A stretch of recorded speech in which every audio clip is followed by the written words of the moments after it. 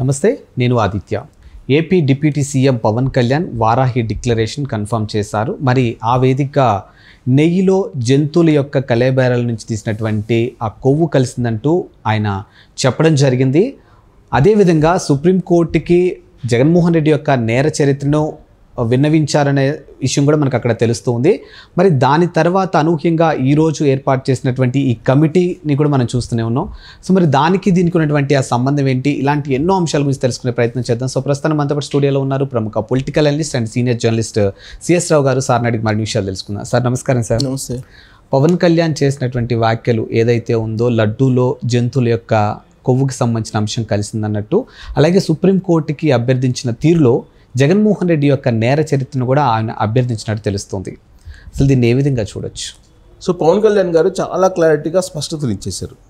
Deputy CM హోదాలో, ఆయన deputy సీఎంఏ కదా, డిప్యూటీ సీఎం హోదాలో ఉన్నటువంటి జనసేన పవన్ కళ్యాణ్ గారు నెయ్యిలో జంతు కొవ్వు కలిసింది అని చెప్పి చాలా క్లియర్గా చెప్పారు. దానికి సంబంధించిన రిపోర్ట్లు కూడా ఉన్నాయని చెప్పి చెప్పారు. ఆ విషయాన్ని ఆయన ఎక్కడ చెప్పారు? వారాహి డిక్లరేషన్లో తిరుపతి కేంద్రంగా చెప్పారు. వెంకన్న సాక్షిగా చెప్పారు. ఇంతకన్నా ఏం కావాలి? జగన్మోహన్ రెడ్డి గారు ఏమంటారు? ఇప్పటికి కూడా కల్తీ లేదు, నెయ్యిలో కల్తీ జరగలేదు, జంతు కొవ్వు కాదు, అది సీడ్ ఫ్యాట్, లేదంటే పామాయిల్, లేదంటే ఇంకొక ఆయిల్, ఇలా చెప్తున్నారు. కానీ పవన్ కళ్యాణ్ గారు చాలా క్లియర్గా జంతు కొవ్వును కలిపారు నెయ్యిలో అని చెప్పి చాలా డిక్లరేషన్ సందర్భంగా చాలా క్లియర్గా చెప్పారు. ఎన్డీఏకి సంబంధించిన ఎమ్మెల్యేల రివ్యూ సమావేశంలో 100 రోజుల సందర్భంగా చంద్రబాబు నాయుడు గారు ప్రస్తావిస్తే దాన్ని పెద్ద రాద్ధాంతం చేశారు. రాద్ధాంతం చేసి సుప్రీంకోర్టు వరకు తీసుకెళ్లారు. రాజ్యాంగ పదవిలో ఉన్నటువంటి చంద్రబాబు నాయుడు గారు ఎలా వ్యాఖ్య చేస్తారు అనేటువంటి ఒక ప్రశ్న కూడా సుప్రీంకోర్టు సంధించింది. కానీ ఇప్పుడు డిప్యూటీ సీఎం హోదాలో ఉన్నటువంటి పవన్ కళ్యాణ్ గారు బహిరంగ సమావేశంలో చాలా క్లియర్గా జంతు కొవ్వు కలిసింది అని చెప్పారు. చెప్పడంతో పాటు సుప్రీంకోర్టు చేసినటువంటి వ్యాఖ్యలను కూడా పరోక్షంగా తప్పుపడుతూ ఏం చెప్పారు ఆయన? మీరు డైరెక్షన్ ఇచ్చేటప్పుడు జగన్మోహన్ రెడ్డి గారి యొక్క నేర చరిత్రను గుర్తుపెట్టుకోండి అని చెప్పి డైరెక్ట్గా ఆ బహిరంగ వేదిక మీద నుంచి సుప్రీంకోర్టుకు ఒక విన్నపం చేశారు. విన్నపము, పరోక్ష సూచన, ఏదైనా అనుకోండి. ఎందుకంటే ఇది భారతదేశమే కాదు, ప్రపంచవ్యాప్తంగా ఉన్నటువంటి హిందువులకు సంబంధించి, హిందూ సమాజానికి సంబంధించినటువంటి ఇష్యూ. ఇది సున్నితమైనటువంటి ఇష్యూ. ఈ సున్నితమైనటువంటి ఇష్యూని రాజకీయ కోణం నుంచి మీరు చూస్తున్నారు. రాజకీయ కోణం కాదు, సనాతన ధర్మం కోణం నుంచి మీరు చూడండి. సనాతన ధర్మానికి అన్యాయం జరుగుతుంది, ద్రోహం జరుగుతుంది, కల్తీ జరిగింది. మీరు దీన్ని జగన్మోహన్ రెడ్డి గారి యొక్క నేర చరిత్రను కూడా పరిగణలోకి తీసుకొని మీరు డైరెక్షన్ ఇవ్వండి అని చెప్పి ఆ వేదిక మీద నుంచి ఆయన గురువారం రోజు రేత్రి ఆయన ఒక సందేశం ఇచ్చారు. సీన్ కట్ చేస్తే శుక్రవారం రోజు 10:30కి సుప్రీంకోర్టులో దీనికి సంబంధించినటువంటి వాదనలు జరిగాయి. జరిగినప్పుడు ఇక్కడ నెయ్యిలో కల్తీ జరిగింది, జంతు కొవ్వు ఉంది, ఒక మాట చెప్పాలంటే పంది కొవ్వు కూడా ఉందని చెప్పి ముకుల్ వాదించాడు. అలాగే లూత్రా కూడా పక్కన ఉన్నారు, దాంట్లో కల్తీ జరిగింది అని చెప్పారు. అటుపక్క ఉన్నటువంటి అడ్వకేట్స్ ఎవరైతే ఉన్నారో వాళ్ళు ఏదో సమాధానం చెప్పకపోతే అసలు మీకు రైట్ ఉందా? మీరు పిటిషన్ వేసినటువంటి వైవి సుబ్బారెడ్డి గారు డిజిగ్నేషనే పెట్టలేదు, మాజీ చైర్మన్ తిరుమల తిరుపతి దేవస్థానం అనేది కూడా చెప్పలేదు, మీరు ఏ హోదాలో మీరు పిటిషన్ వేశారు అనేది బాగా వాళ్ళు అడ్వకేట్ని ప్రశ్నించారు. అటువైపు అడ్వకేషన్ అక్కడ అటువైపు కాంగ్రెస్ పార్టీకి సంబంధించిన శివాలు, సుబ్రహ్మణ్య స్వామికి సంబంధించినటువంటి వాళ్ళు, మరొక 4-5 కలిపి ఈ వాదన జరుగుతుంది. విచిత్రం పరిణామం ఏంటంటే జగన్మోహన్ రెడ్డికి వ్యతిరేకంగా వాదనలు వినిపించినటువంటి సుబ్రహ్మణ్య స్వామి అలాగే కపిల్ సిబాలు ఇప్పుడు ఆయన పక్షాన ఈ కల్తీ నెయ్యిలో కల్తీ జరగలేదని వాదించేటువంటి దానికి ఒకే వేదిక మీదకి వచ్చారు వాళ్ళు. ఇటుపక్కేమో ముక్కులు లూత్రా, అటుపక్కేమో సుబ్రహ్మణ్య స్వామి అలాగే సిబాల్, కపిల్ సిబాల్. వాళ్ళేమో కల్తీ జరగలేదంటారు, కల్తీ జరిగిందని మీరు అటు చెప్తారంటారు, వీళ్ళేమో కల్తీ జరిగిందంటారు. ఈ నేపథ్యంలో సుప్రీంకోర్టు ఏం చేసిందని అంటే చాలా క్లియర్గా ఒక కమిటీని వేసింది.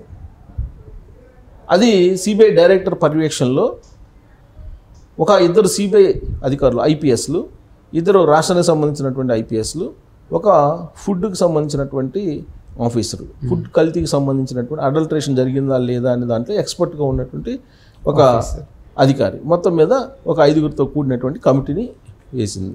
ఆ కమిటీని సిబిఐ డైరెక్టర్ పర్యవేక్షణలో జరగాలనేది. ఈ డైరెక్షన్ సుప్రీంకోర్టు ఇచ్చినటువంటి ఈ డైరెక్షన్ని, ఈ ఆదేశాలని స్వాగతించారు చంద్రబాబు నాయుడు గారు. దీన్ని ఖచ్చితంగా సిబిఐ ఎంటర్ అయితే కనుక ఇంకొద్దిగా మూలల్లోకి వెళ్తుంది కదా, ఇంకొద్దిగా డెప్త్కి వెళ్తుంది కదా. వెళ్ళినప్పుడు ప్రపంచవ్యాప్తంగా దేశవ్యాప్తంగా కూడా దీని మీద నిజాలు తెలిసేటువంటి అవకాశం ఉంది. కానీ జగన్మోహన్ రెడ్డి గారు ఇప్పటికీ కూడా కల్తీ జరగలేదు అనేటువంటి వాదన చేస్తున్నారు. అందుకే పవన్ కళ్యాణ్ గారు ఒకటే చెప్పారు, సనాతన ధర్మాన్ని మీరు అవమానపరిచిన, అపవిత్రపరిచిన, కించపరిచిన చూస్తూ ఊరుకున్నాము. ఇది సున్నితమైనటువంటి సమస్య, ఇది మతానికి సంబంధించినటువంటి అంశంగా దీన్ని మీరు చెయ్యొద్దు, రాజకీయ కోణం నుంచి దీన్ని చూడొద్దు అనేటువంటి విషయాన్ని చెప్పారు. ప్లస్ అదే వేదిక మీద నుంచి కరుణాకర్ రెడ్డిని అలాగే వైవి సుబ్బారెడ్డి గారిని కూడా బాధ్యులను చేశారు.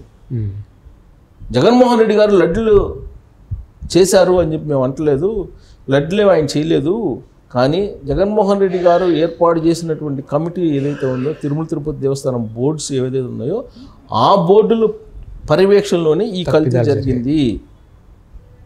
మీరు అసలు టెక్నికల్ టీం అయితే ఒకటి ఉంది కదా, ఈ టెక్నికల్ టీము పోయి విజిట్ చేసి అక్కడ 6 టన్నుల కెపాసిటీ నిల్వ ఉన్నటువంటి ఏర్పాట్లు మాత్రం ఉన్నాయి. ఏఆర్ ఫుడ్స్లో 16 టన్నుల నిల్వ ఉండేటువంటి సామర్థ్యం ఉంది అని చెప్పి మీరు చెప్పారు.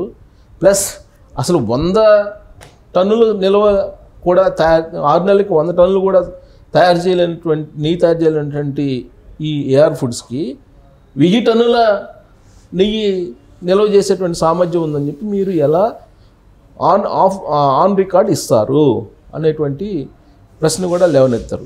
అంతేకాదు, గతంలో 4 సంవత్సరాల క్రితం ఇచ్చినటువంటి నెయ్యి రేటుకి ఇప్పటికి పెరగాలి కానీ ఎలా తగ్గించిస్తారు. కాబట్టి ఇది నెయ్యి కల్తీ జరిగిన మాట వాస్తవము. ఆ కల్తీకి సంబంధించి ఆన్ పేపర్ మొత్తం విచారణ జరగాలంటే మీకు సిట్ మీద నమ్మకం లేదు. సిట్ మీద నమ్మకం లేదు కాబట్టి మీరు కోర్టుకి వెళ్ళారు, సుప్రీంకోర్టుకి వెళ్తే ఏమైంది, సిబిఐ విచారణ వేశారు. ఇప్పుడు సిబిఐ విచారణలో ఫేస్ చేయాలి కదా వీళ్ళందరూ. సిబిఐ విచారణ ఎవరెవరు ఫేస్ చేయాలి? 2019 నుంచి 2024 వరకు ఎవరెవరు తిరుమల తిరుపతి దేవస్థానానికి సంబంధించిన బోర్డు మెంబర్స్ ఉన్నారు, బోర్డు చైర్మన్స్ ఉన్నారు, వాళ్ళతో పాటు అక్కడ అధికార యంత్రాంగం మొత్తం కూడా ఇప్పుడు ఫేస్ చేయాలి కదా. ఇప్పుడు ఫేస్ చేయాలి. వాళ్ళు ఒకవేళ ఏదైనా చెప్తే కనుక అది జగన్మోహన్ రెడ్డి గారి డైరెక్షన్ ప్రకారం నడిచిందని చెప్పి చెప్తే కనుక జగన్మోహన్ రెడ్డి గారు కూడా విచారణలో పాల్గొనాలి, విచారణకు హాజరు కావాలి ఆయన కూడా.